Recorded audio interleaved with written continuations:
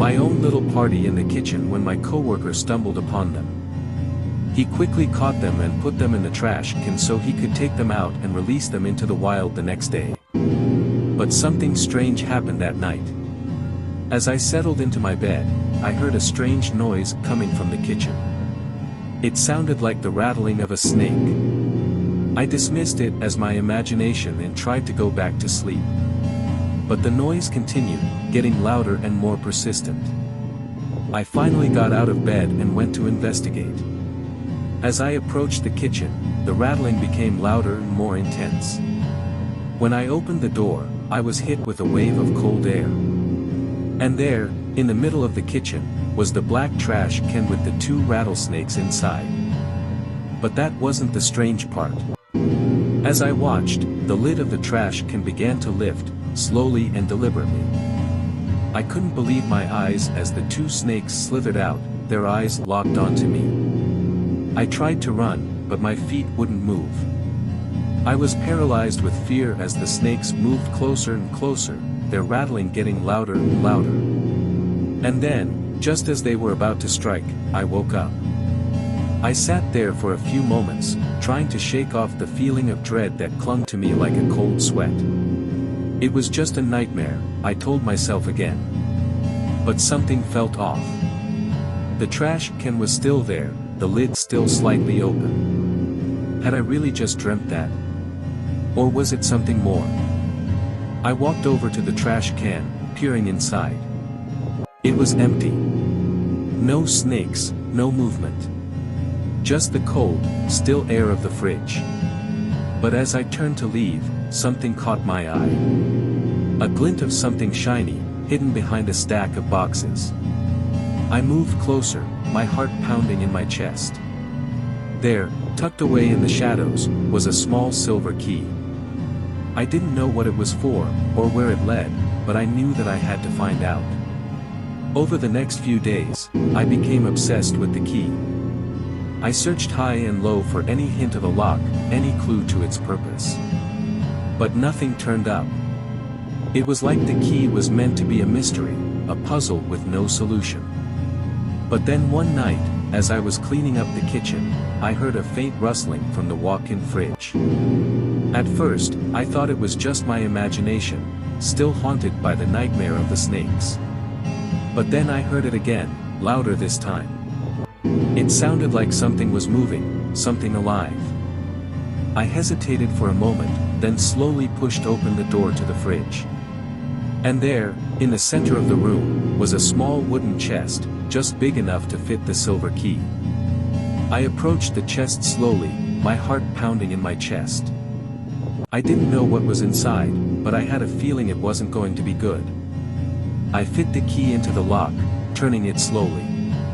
The chest creaked open, revealing a small, old-fashioned leather-bound book. It was tattered and worn, the pages yellowed with age.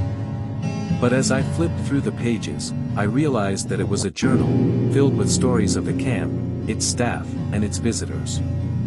And as I read through the pages, I began to realize that this wasn't just any journal. It was a record of the camp's darkest secrets, the things that no one talked about, the things that were better left forgotten. As I read through the pages, my heart racing with fear, I realized that the camp wasn't just a place for summer fun. It was a place of horror, a place where terrible things had happened. People had gone missing, never to be seen again. Strange rituals had been performed in the dead of night. And there were whispers of something lurking in the woods, something dark and dangerous, something that was always watching, always waiting. I slammed the journal shut, my hands shaking with fear. This was too much for me. I couldn't handle the secrets, the darkness. I had to get out of there, before it was too late. But as I turned to leave, I heard a faint whisper, a voice that seemed to come from the darkness itself. "Welcome back," it said, and I knew that I was in trouble. I ran out of the kitchen, my heart pounding in my chest. I didn't know what was waiting for me, but I knew that it wasn't going to be good. As I burst out into the cool night air, I realized that I had never felt so alive, so scared, so alive with fear. The camp was a place of terror, a place of darkness, a place where anything could happen. And I knew that I would never be the same again. So if you ever find yourself at that abandoned camp, be careful. Be very, very careful. You never know what might be lurking in the shadows, waiting to pounce on its next victim. As I stood there, staring into the darkness, I heard a rustling sound behind me. I turned around, but there was nothing there. I tried to tell myself that it was just my imagination, but the feeling of unease persisted. Suddenly, I heard a faint whisper, almost as if someone was trying to talk to me. I strained my ears, trying to make out what it was saying, but the words were too muffled.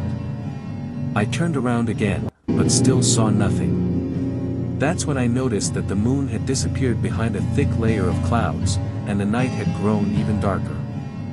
I started to feel uneasy, as if something terrible was about to happen. Then, out of the corner of my eye, I saw a figure standing in the shadows.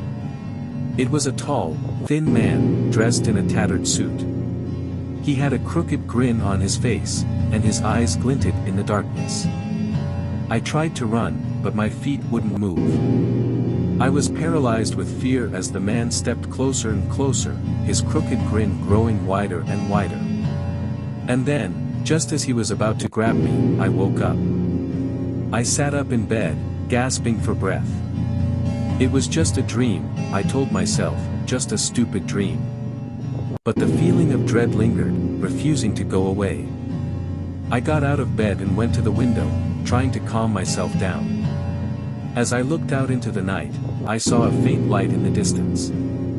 It was coming from the abandoned camp, and it flickered like a flame. I tried to tell myself that it was just a trick of the light, but the feeling of unease persisted. I knew I had to investigate. I got dressed, grabbed a flashlight, and headed out into the night. As I approached the camp, the feeling of dread intensified. The light was coming from one of the cabins, and it seemed to be moving. I cautiously approached the door, my heart pounding in my chest. I opened the door, and the light disappeared. I stepped inside, shining my flashlight around the room. It was empty, except for a note lying on the ground. I picked up the note, and my hands shook as I read the words written in shaky handwriting. "Welcome back, my dear. We've been waiting for you." Suddenly, I heard a noise behind me. I spun around, shining my flashlight into the darkness. And that's when I saw them. The snakes, slithering towards me, their rattles getting louder and louder. I tried to run, but my feet wouldn't move. I was paralyzed with fear as the snakes moved closer and closer, their rattling getting louder and louder. And then, just as they were about to strike, I woke up. This time, I didn't move. I lay there in bed, staring up at the ceiling, wondering if it was all just a dream. But deep down, I knew it wasn't. The feeling of dread lingered, refusing to go away. As I lay there, I heard a faint whisper, almost as if someone was trying to talk to me. I strained my ears, trying to make out what it was saying, but the words were too muffled. And then, just as suddenly as it had started, the whisper stopped. I lay there in silence, wondering if I was going crazy. As I drifted off to sleep, I knew one thing for sure. I would never forget that dream, or the feeling of terror that came with it. The next morning, I woke up to the sound of birds chirping outside my window. For a moment, I forgot about the nightmare I had just experienced, but as soon as the memories flooded back, I felt a chill run down my spine. I decided to go for a walk to clear my head. As I strolled through the woods, I couldn't help but feel like something was watching me. Every twig that snapped under my feet felt like an explosion in the silence of the forest. I tried to shake off the feeling, but it lingered. That's when I saw something move out of the corner of my eye. I turned to face it, but there was nothing there. I kept walking, and the feeling of being watched grew stronger. I turned again, and this time, I saw a figure standing in the distance, watching me. I froze, my heart pounding in my chest. As the figure moved closer, I realized that it was a camper from the camp. They looked pale, their eyes wild with fear. They told me that they had seen something in the woods, something that shouldn't have been there. I tried to calm them down, but as we walked back to the camp, I couldn't shake the feeling that we were being followed. We made it back to the campsite, but as soon as we got there, we realized that something was wrong. The camp was deserted, with no sign of any of the staff or campers.